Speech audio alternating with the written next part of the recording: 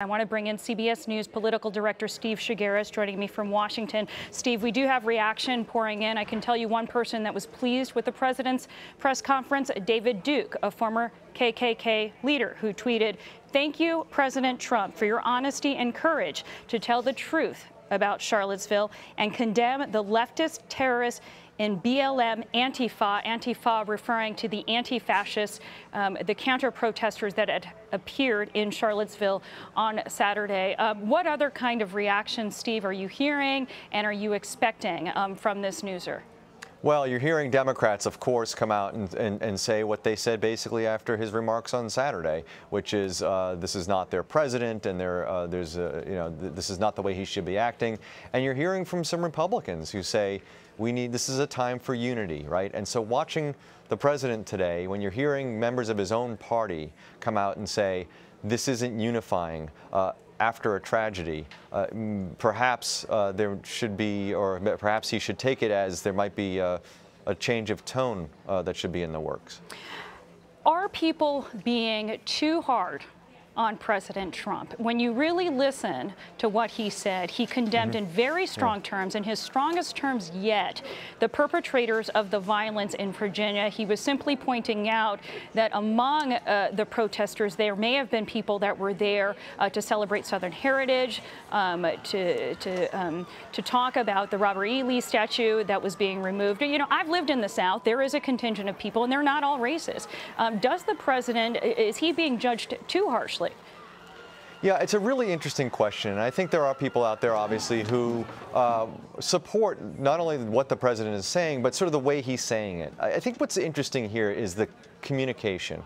Okay, keep in mind, we went through 2 years of a hyper-polarized presidential campaign, and that has continued 7 months into this presidency. Traditionally, what happens is after the election is over, it turns into governing, it turns into running the country. But this president, and look, this is his MO. This is what he's been his whole life. He's said it many, many times. If you hit him, he's going to hit you back in spades, right? And he's seeing this as a sparring match between him and the press, or what he calls the fake news. And that's what I think got this whole news conference back and forth got so heated, is because he's seeing this as a sparring match with the press.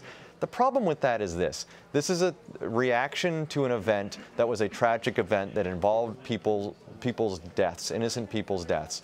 And he is now turning it into a big political debate. Traditionally, what has happened is the president, in a situation like this, will call for unity, will tamp down the politics, will basically use words that are not incendiary or political.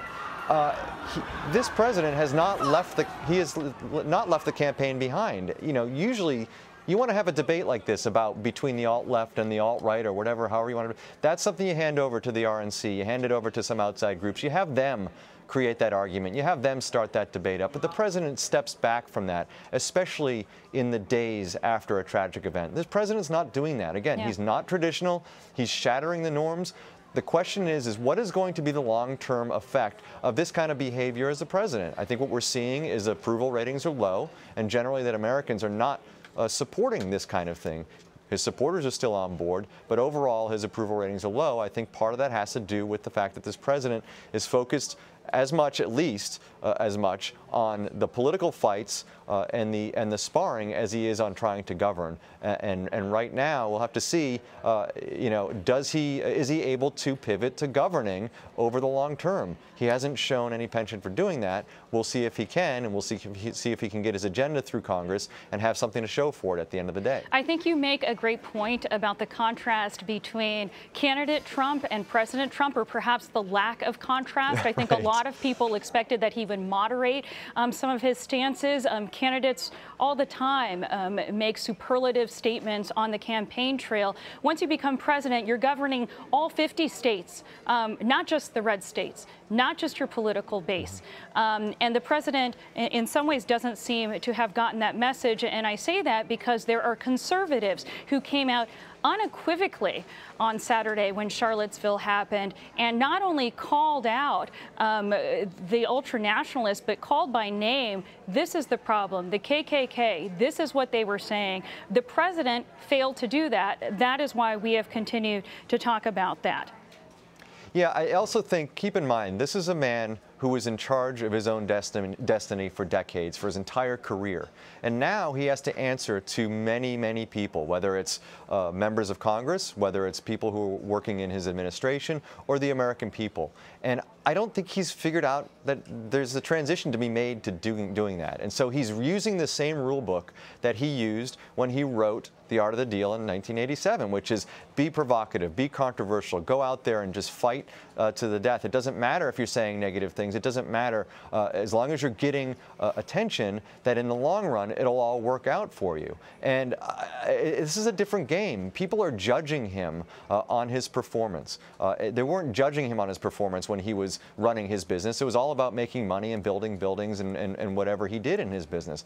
This is now people judging him. And as we see in the judgment, you look at approval ratings, they're in the 30s. As you mentioned earlier, they're in the lowest point at this point for a president in history. And so that is something that he needs to adjust to, and he's not. He's continuing to act as if he is the CEO of his own personal company. And unfortunately, if you're going to put it in business terms, he has a lot of shareholders that he's answering to that he's not really listening to. Okay, looking ahead to the midterms, a year and a half away, is this the point at which Republicans need to think about distancing themselves from this president? I guess it depends where you are and what constituency you're talking about, but was some sort of line crossed in the last few days?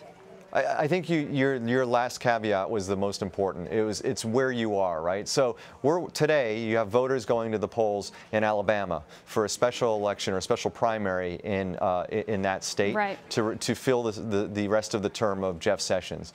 Republicans in that race are embracing Donald Trump like he is the most popular person in the country. Well, you know what? He's a pretty popular guy in Alabama. In fact, I think he's got about a 55% approval rating in Alabama, much higher than he has across the country. So you're seeing the Republicans in that state embracing the president. Now, is that going to be the case for campaigns going forward and going into the midterms? It's hard to say. I would suggest that in any race where a Republican has a tough reelection, probably not going to be the case unless something changes significantly between now and next year when these midterm races really get up and running. If the president, his approval ratings go up, he can show Americans that he has had some success in terms of getting his agenda done. And if he can show that he actually has completed some of the promises that he has made, you know, this is why you hear the president come out and say, "Here's all the great things that we have done in this presidency so far."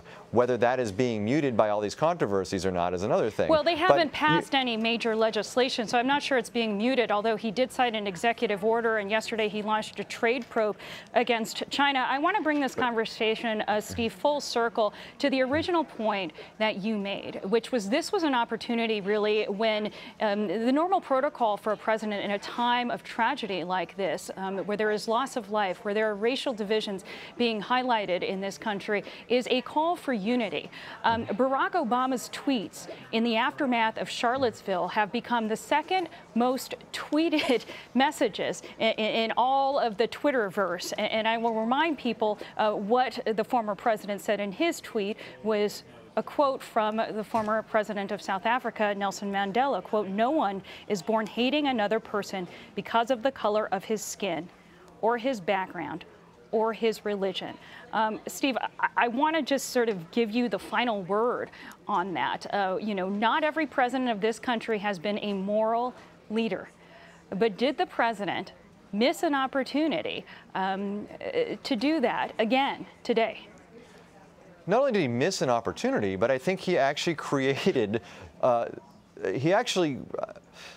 let's just say he's fanning the flames of a hyper-partisan situation that this country is facing. You're talking about a very controversial thing that happened on Saturday. And instead of just tamping down the controversy, he's out there promoting the controversy because he feels that there's a debate that needs to be had at this moment. Most presidents will not have that debate 2 or 3 days after a tragedy like this. But this is a president who has a lot on his mind, and is not afraid to share it, whether it's via Twitter or whether it's via a news conference. Now, love him or hate him, that's just the way he's sort of handling this. But at the end of the day, we're going to have to look at how Americans react to this kind of thing. Traditionally, Americans do not react very well to these kinds of things. And that's why traditionally I think you've seen presidents take these opportunities to unify the country after tragedies such as this. Steve Chaggaris in Washington. Thank you, Steve. Thanks.